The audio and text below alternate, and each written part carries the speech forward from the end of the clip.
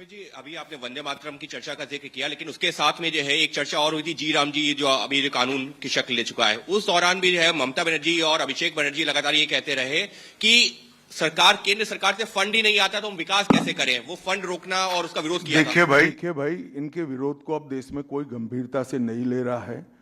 अगर कोई एक स्टेटमेंट भारत सरकार करेगी कि भारत देश कोई भी क्षेत्र में सबसे पहले आएगा तो भी ये विरोध करेंगे। विरोध उनका स्वभाव हो चुका है। इनके विरोध को कोई गंभीरता से नहीं ले रहा है, ना जमीन पर इसका कोई विरोध का असर दिख रहा है। लोहिया, एनडीटीवी। गृहमंत्री जी नमस्कार।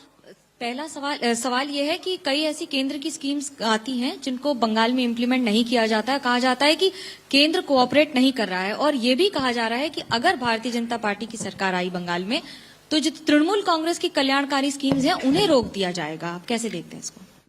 देखिए, मैं बंगाल की जनता को यह अपप्रचार चल रहा है, इससे स्पष्ट रूप से भारतीय जनता पार्टी की ओर से कहना चाहता हूं कि भारतीय जनता पार्टी की सरकार बनने के बाद अभी की जो सरकार जो स्कीमों के नाम से जो कुछ भी चला रही है, एक भी स्कीम बंद नहीं होगा। और हमारे घोषणा पत्र में हम जितने भी स्कीमें करेंगे उसको जमीन पर उतारेंगे। ये हमारा रिकॉर्ड है, ट्रैक रिकॉर्ड है, देश भर में। उज्जवल राय, एएनआई। सर, आपने सबसे पहले ही घुसपैठियों की बात की है, जो सबसे बड़ा मुद्दा देश के लिए भी है, और खासकर पश्चिम बंगाल जिस तरह से बांग्लादेश का अभी मौजूदा हालात है उसको देखते हुए। लेकिन जो सवाल आपने किया है उस पे प्रतिक्रिया ये मिलती है कि बीएसएफ तो केंद्र के अधीन है। आखिर ये विरोधाभास तुम कहां भाभी जी को याद करते थे? मैंने पहले ही जवाब दे दिया। बीएसएफ जब तक फेंसिंग नहीं होती है तब तक बीएसएफ सुरक्षा नहीं कर सकती है। बीएसएफ को भूमि देनी पड़ेगी फेंसिंग के लिए भारत सरकार को। मेरे स्तर पर मैंने 7 पत्र लिखे ममता बनर्जी को। ये 6 साल के अंदर 3 बार गृह सचिव यहां कर मीटिंग कर गए चीफ सेक्रेटरी से। मैं पूछना चाहता हूं तृणमूल कांग्रेस की सरकार को, जमीन देने में क्या डर है? कि आपकी कोई रिस्पॉन्सिबिलिटी नहीं है, या आप घुसपैठ होने देना चाहते हो?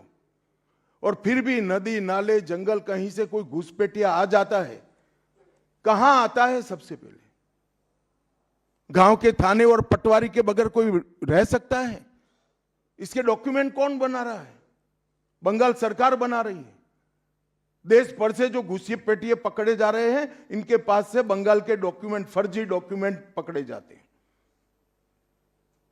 उन्होंने घुसपैठियों को अपनी वोट बैंक मजबूत करने के लिए राज्य सरकार की नीति के रूप में स्वीकार कर लिया है। इसलिए मैं कहता हूं कि तृणमूल कांग्रेस घुसपैठ नहीं रोक सकती। बंगाल की डेमोग्राफी खतरनाक तरीके से बदल रही है और आने वाला समय बहुत चिंताजनक है।